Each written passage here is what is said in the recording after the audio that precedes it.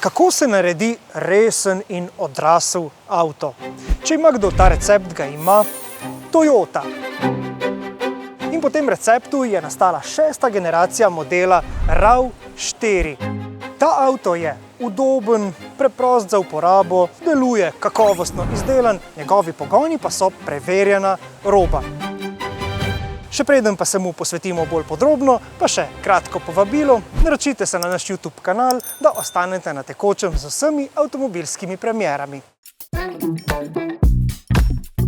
Novi RAV4 je že na prvi pogled oblikovan tako, da ugaja čim širšemu krogu kupcev. In v tem so pri Toyoti pravi mojstri, kar zlahka podkrepijo tudi s številkami. In total, we've sold already more than 15 million cars. The last year, RAV4 was the biggest amount of sale worldwide. So this is the most popular car of the 2025. Yeah, all around the world, all brands, all models.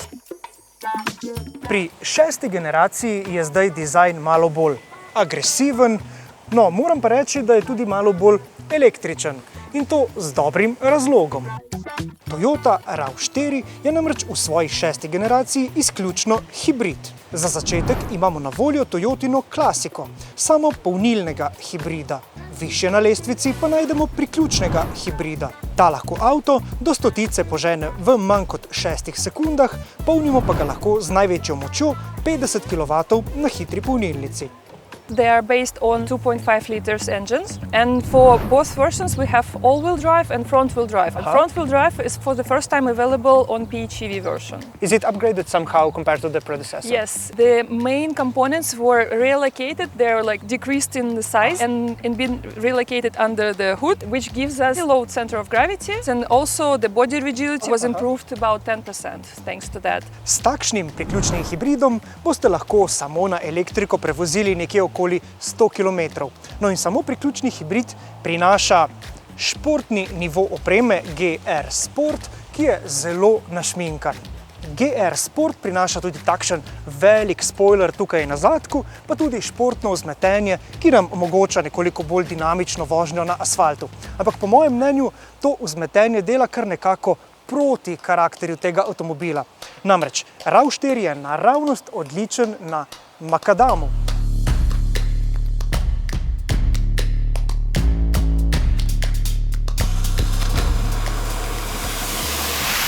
Takrat, ko zapeljemo dol z asfalta, takrat se podvozje res odlično obnaša, avto izjemno blaži vse neravnine, pa tudi 4-kolesni pogon deluje kar pošteno, dinamično. S kakšnim RAV4 se vozniki v Sloveniji najraje vozijo? Torej, naše stranke, naši kupci imajo najraje 4x4 pogon. Ko pogledava hibrid ali priključni hibrid, se najraje še vedno obračajo proti navadnemu klasičnemu hibridu. Številke so precej obetavne tudi na priključnih hibridih, ampak vseeno je klasičen hibrid tisto, za kar se največ kupcev odloči. Seveda z 4x4 pogonom, prodajamo seveda tudi 4x2 pogon, ampak fokus je na 4x4.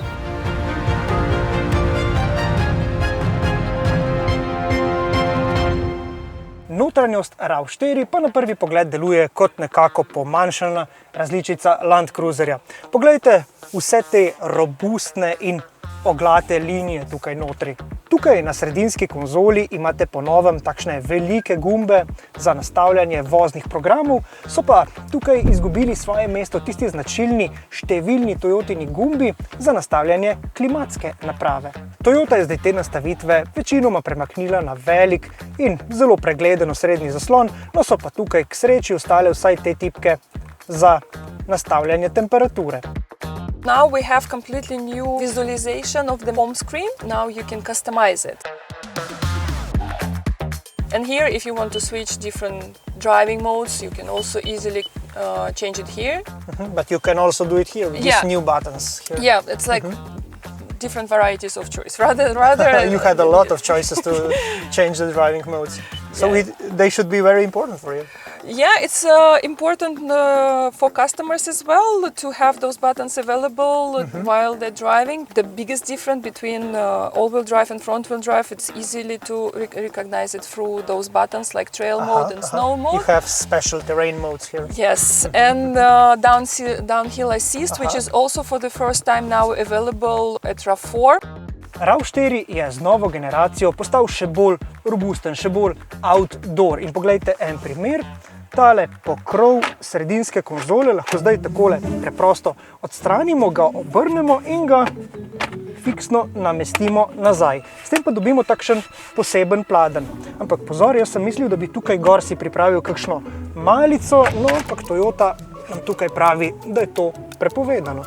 Why is it forbidden to store food here on this tray? Because it looks like I could have a really nice brunch here in the car.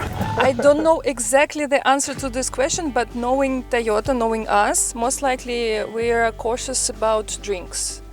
If you have drink here on top, not fixed, comparison like it's here, there is a high risk that it can fall down. So you will spill it over Yes. your new beautiful car. Yeah, not just beautiful car, there is like a lot of electronical systems inside, which not really good for your car. Yeah. Na zadnji klopi je medtem res ogromno prostora, s čimer lahko RAV4 konkurira tudi kitajskim avtomobilom, za katere je udobno sedenje zadaj ena izmed glavnih prednosti. Poglejte, koliko imam jaz tukaj zadaj še prostora, za glavo ga imam precej tudi za kolena, pa tudi okna so zelo velika, tako da je v kabini dovolj svetlo.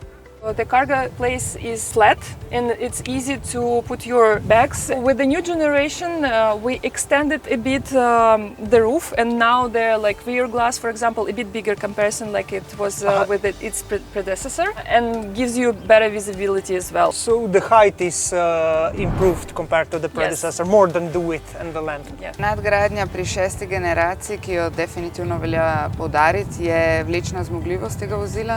In sicer se je ta povečala na 2 toni, kar je po naših podatkih ena izmed najboljših vlečnih zmogljivosti v tem segmentu. RAV4 ima po svetu in tudi v Sloveniji izjemno zveste kupce. Nasploh je ta globalni model eden najbolje prodajanih avtomobilov vseh časov. Tako je to avto, ki vsakodnevno na delo prepelje ogromno ljudi.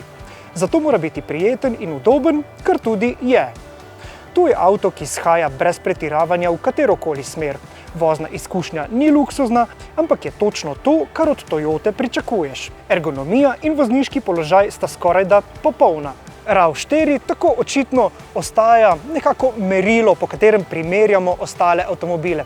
Tako kot je recimo model Corolla merilo in vzor za široko uporabne avtomobile, je RAV4 merilo za SUV-je. Šesta generacija je točno takšna, kot mora biti, torej korak naprej od predhodnika.